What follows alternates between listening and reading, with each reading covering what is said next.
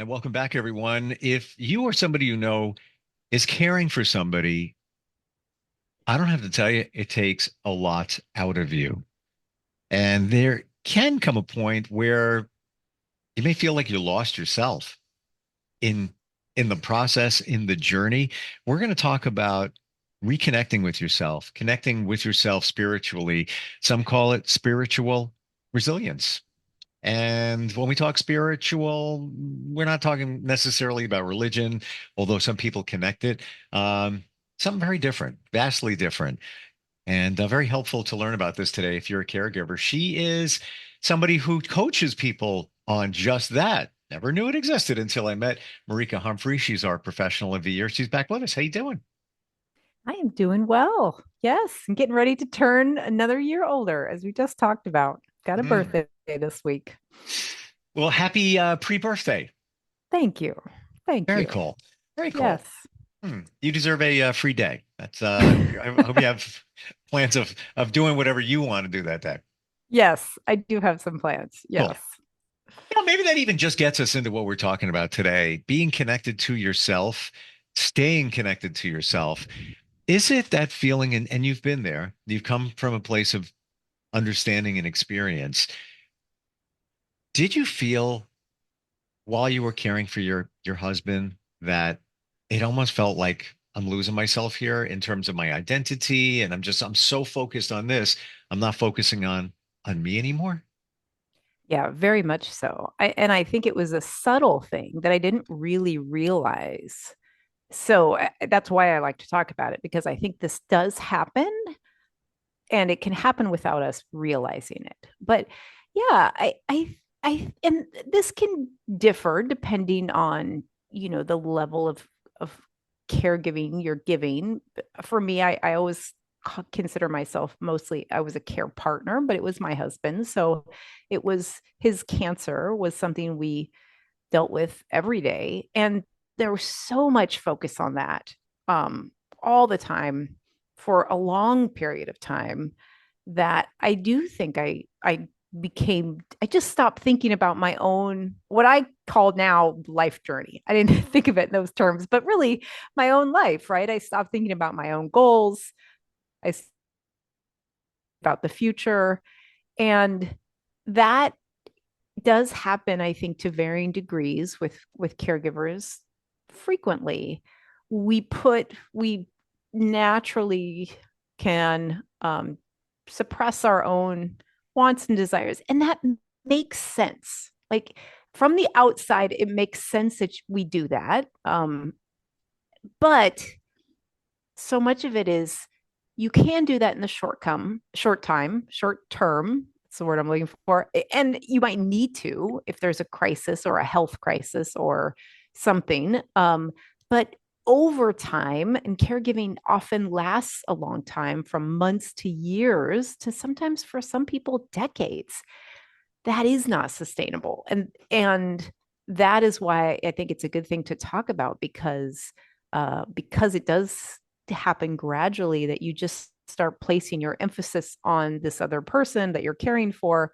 You can become disconnected, and then I think it can become really hard to justify also taking time and attention and energy and maybe money and all of those things to do things for yourself when someone else is, in such need. So yeah, I definitely felt like I became disconnected from my own path for a good while. And how I discovered that was really I started feeling a little resentful, kind of resentful of the situation I found myself in.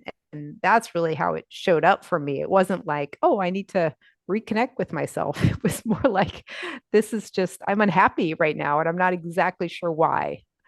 Hmm. I see the resentful. It can even be even outside of the caregiving situation. Let's say one spouse works, the other one maybe works part-time, does some stuff around the house, whatever. The one that's working a lot could look at the other one and say, "Really? I'm doing this and you're doing that for whatever the reason is." Um, some couples it works. That's Yeah. okay. But I can see, there can be some resentment coming in there. Um, And then let's not ignore the elephant in the room. A lot of times when somebody is being cared for, they're going through some challenges. They sometimes can get, a little irritable and cranky with treatments and understandably so, but sometimes it seems like, they don't even care what I'm doing for them. And here I am. I'm not me anymore. I'm all in on taking care of them. Yeah. There's so many different scenarios that come up here.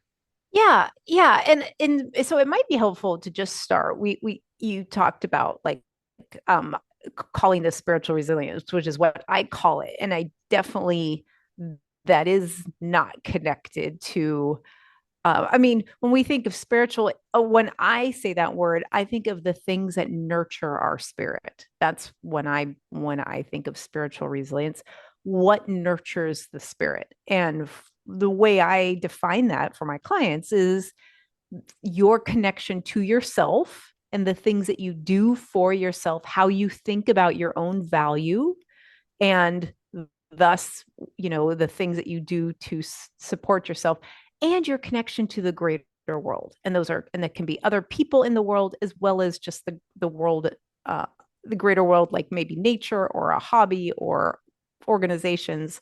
So both of those things, I think, go into um, how we nurture our spirit, because those are the things that give us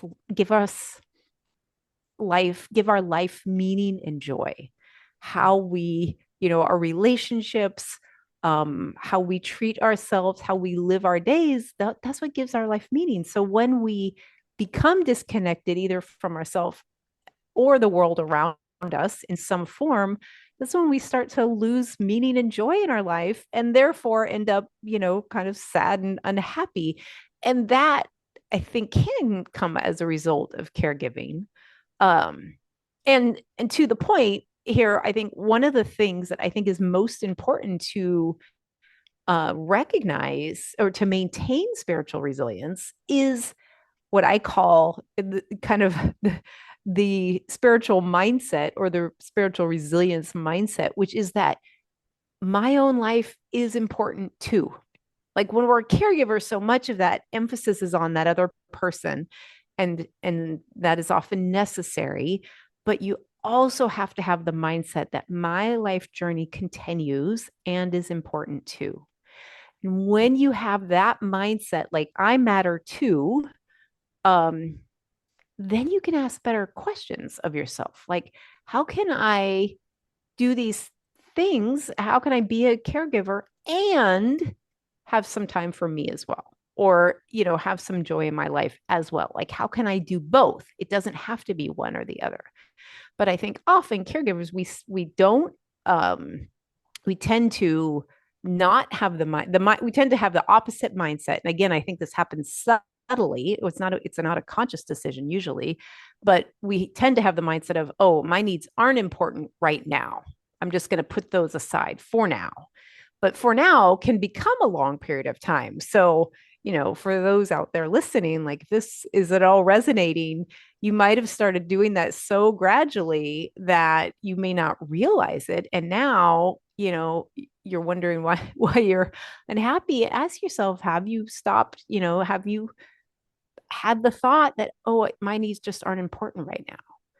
Well, guess what? Right now is our lives. Our lives are right now. So they have to be important. And our person we're caring for, their needs are important too. We can't have both. And I think we struggle with that mentality a little bit. It's hard. It's easier to think one or the other. Like it has to be all this or all that. But it can be both. And then once you start figuring that out, how can it be both? How can I do this and support myself?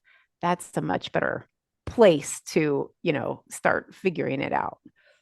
So when you're in that situation, how do you release the guilt? Because I gotta believe that for many, that's preventing you from reconnecting with yourself and just focusing on taking care of that other person. Yeah. And I think that's why I start with mindset, because when we have the view that our needs or our life isn't important, when we have that as a basic belief, And you can tack on right now, like because they're sick or they need me or they're, you know, rely on my care. Therefore, my needs aren't important or my joy isn't as important right now. Then when you do things for yourself, you're going to feel guilty because it counteracts this underlying belief that that's not important and so I shouldn't take any time for it. That's why we Mm, have the guilt.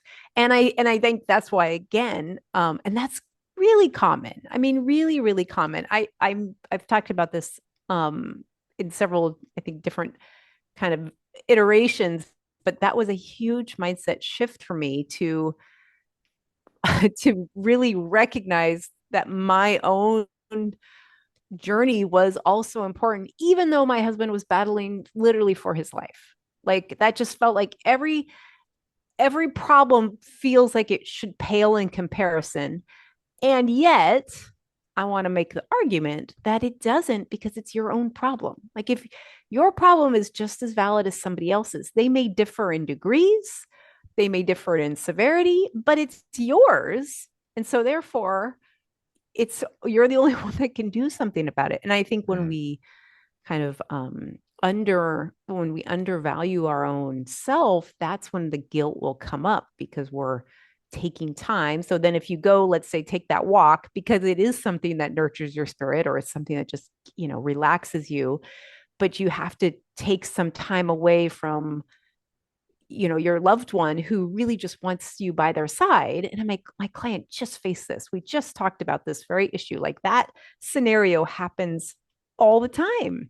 mm, And she had to really wrestle with herself. Like, I know he wants me here. Like, he wants me here. And ideally, he wanted her there all the time.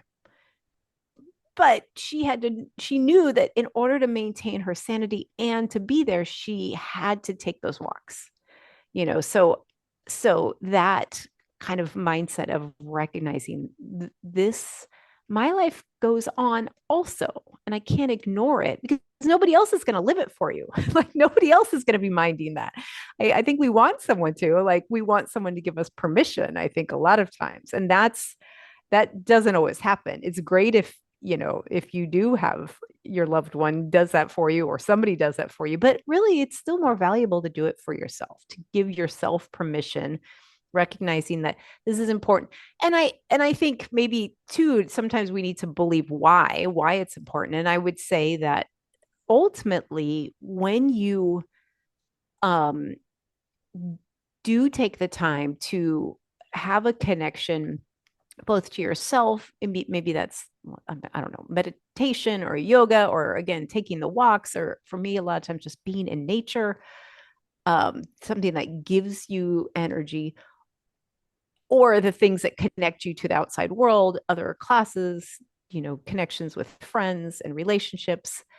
Those are the things that keep you grounded and able to ride the waves of the challenges that caregiving can bring. And that is also why it's valuable too. So it's not just about a, you know, what we tend to call, what we feel, I think a lot of times is feel selfish. It's not just about that. It's like if you want to be able to sustain over the long term as a caregiver and be able to ride the ups and downs and be able to show up with calm and patience and love, that you need that spiritual resilience, right? You need something that helps you keep you grounded to a bigger picture, to help keep you out of life is not just about all of my to-do list. There's more to my life, and that's why I'm able to show up for my to-do list.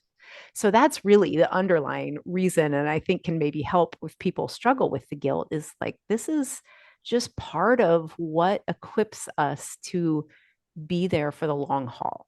And maybe even the short haul. I mean, I talk about it a lot because caregiving often is a long time, but it can be even the short term. I think you can still apply this. It's still important.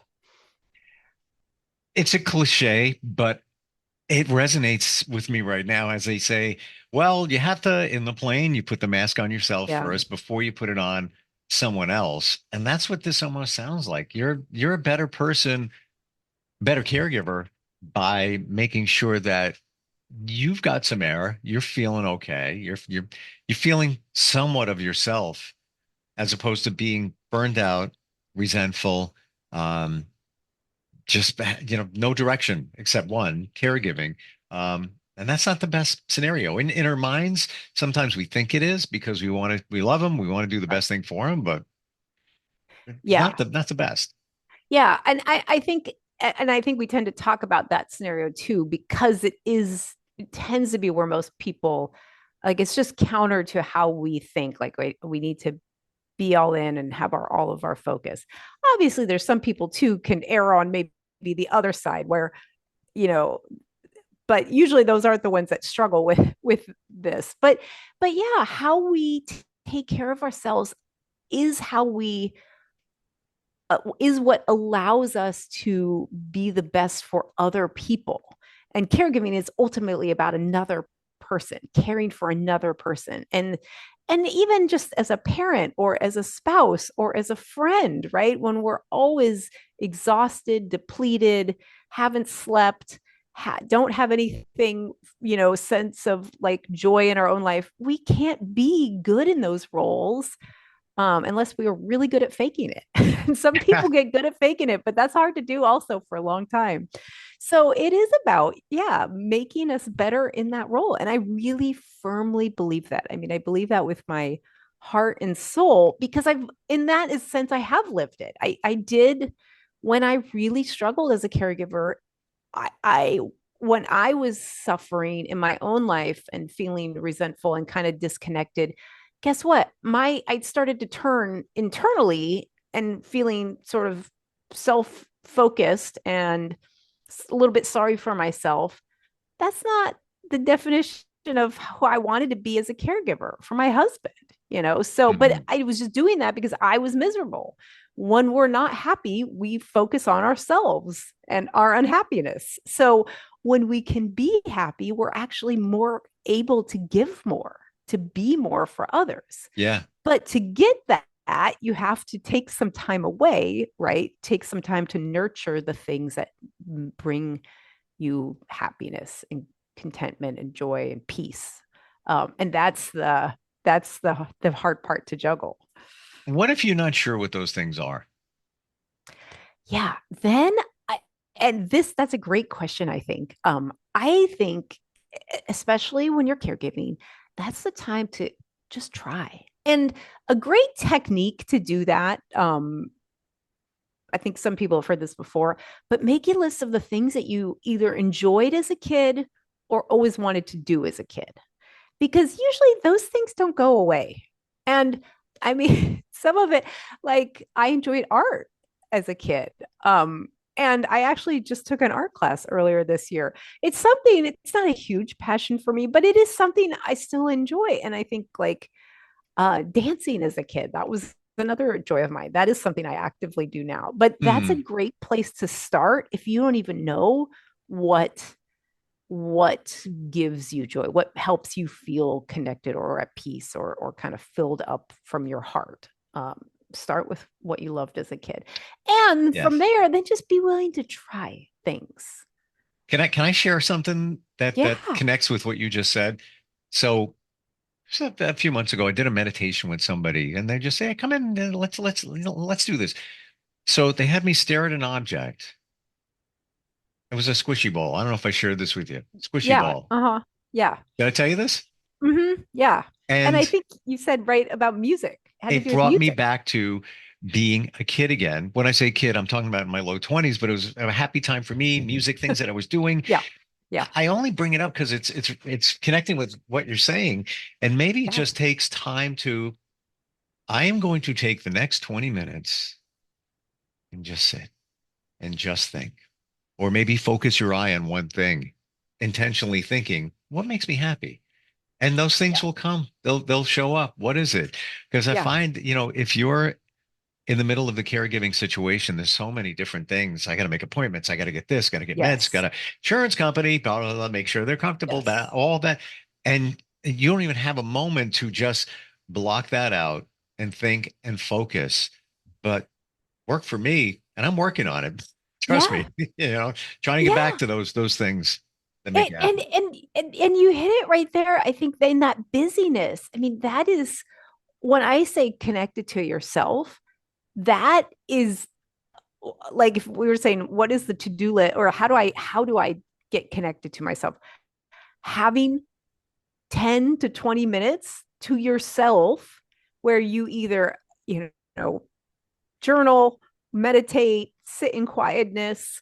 I mean, that is a great first start. And I guarantee if you simply ask, like you said, what are the things that bring me joy or happiness, or what do I enjoy? Hmm. Like, as you said that, I was thinking to myself, what I would say, I mean, dance is one for sure, but just nature. I love, like in Washington, we have some great mountains. And I love being on a mountain. It's just like it is like my happy place on earth. Now, that's not always doable on a day-to-day basis, but we also have great parks too. And so I can, like, just go walk in a park and be in trees too. That's the other thing. Mountains and trees.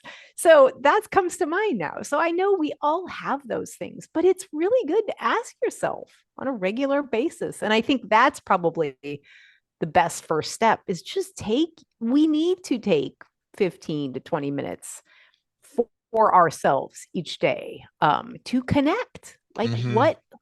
who am I? What are the things? What do I want next time, this time next year? Those are just questions, that I think are all about staying connected with who we are as people, what we value, what's important to us. And those are good things to have and to do when we're caregiving, because we lose sight of that. I So, think even yeah, spiritually, if you ask, the answer will come either from within, yeah, you'll get it from the universe, something will download into you, but you need the quiet time. It's you just, do. it's essential. Yes, yes. And that, yeah, when you just nailed it, I think, by talking about, like, yeah, our lives are busy, and we're always thinking about the next thing we need to do. And that is the first hurdle to get over, is just creating some time. And as a kind of a mindset coach, the always the first step is the reason why we do that. The reason why we stay busy is because of how we think. Like, we have this thought process that I just need to do more, or if I get all the things done on my to-do list, which never happens. It took me a long time to recognize, like, there will always just be new things. Like, the to-do list will never go away. It will always Hmm. just get filled again. So, yeah, creating the time and believing that that's important, believing Yeah. that that's worth doing. And that their to-do list for some, just gonna say, and maybe for another podcast, but some create a long to-do list just so they can always stay busy because they don't want to confront themselves or the or a situation. So there, it's planned chaos, Yes. plan chaos. Yeah. That's like next level. Yeah. That is a whole other podcast. We need to talk about Yeah, that, right? What are you exactly. avoiding, What are right? What you are you avoiding? avoiding? Yes, 100%. How do we find you? You're so unique and so wonderful in the way you think and support, Marika. How does somebody find you? My website is the best place. I do have, I have a Facebook page, and I also have an Instagram. But my website is the best place, coachmarika.com. And that's Marika. So coachmarika.com. And on there, you will find a link to my podcast, where I did just do an episode coming out, I think, in 2 weeks. Next week. No, it's coming out next week, on spiritual resilience in Hmm. caregiving specifically. So that was kind of top of mind for me, because I was just kind of diving into that, for my podcast. So, yeah, and you can connect with me there, and as well as set up a consultation, or get on follow my podcast. Excellent. Um, if you ask anybody who's truly happy with life, and we all have things going on, always something happening, Yeah. whether you're caregiving, whatever. If you ask somebody who says that, yeah, I'm good. More times than not, they'll tell you that, along with everything else, proper sleep, nutrition, exercise, etc., Yeah. is the spiritual part. It just is. That's what we're talking about here. It's Yeah. essential. It really Yeah. is. Yeah. Mm. Agreed. Thank you so much for being here today. Really appreciate it. All right. Always great, Steve.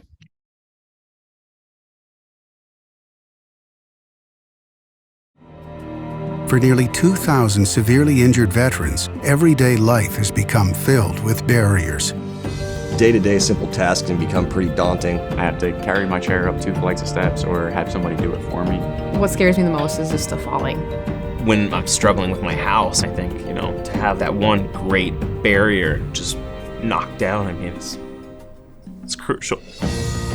Home for Our Troops is a wonderful nonprofit that builds a mortgage-free, fully adaptive, handicap-accessible house. And there's no catch. It'll be our very first home that we've ever owned. This is a game changer. This is where your life begins again.